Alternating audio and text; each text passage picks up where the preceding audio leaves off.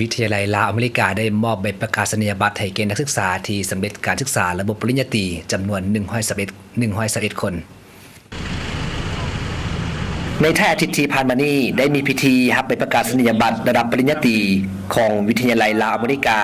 อยู่โรงแรมดอนจันทร์พาเลทโดยการเข้าร่วมของท่านรองศาสตราจารย์ดร.กองศรีแสงมณี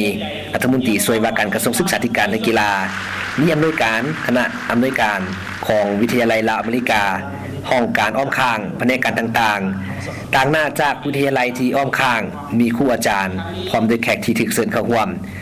ท่านรองศาสตราจารย์ดร.กองศรีแสงมณีรัฐมนตรีช่วยว่าการกระทรวงศึกษาธิการและกีฬาได้ให้เกียรติมอบใบประกาศนียบัตรให้นักศึกษาที่จบการศึกษาระดับปริญญาตรีสุดที่ 7 ของวิทยาลัยลาวอเมริการวมทั้งหมดมีจำนวน111คนหญิง80คนในนั้นมีนักศึกษาสาขาบริหารธุรกิจ86คนและนักศึกษาสาขาภาษาอังกฤษทั่วไป35คนพร้อมเดียวกันนั้นท่านทองสอนพุทธสวัสดิ์ผู้อำนวยการวิทยาลัยลาวอเมริกา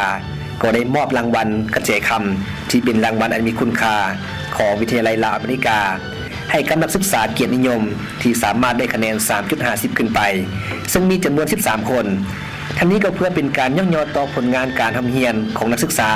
ที่เอาใจใส่ต่อการทำเรียนจนประสบผลสำเร็จและพร้อมนำเอาความรู้ที่เรียนมาไปพัฒนาประเทศชาติให้เจริญก้าวหน้าสบายดีข้าพเจ้ามีชื่อว่าแสงมณีโคตรไสยาน้องมื้อนี้ข้าพเจ้ามามีความยินดีที่สุดที่ว่าได้รับใบประกาศในมื้อนี้ข้าพเจ้าจบในสาขา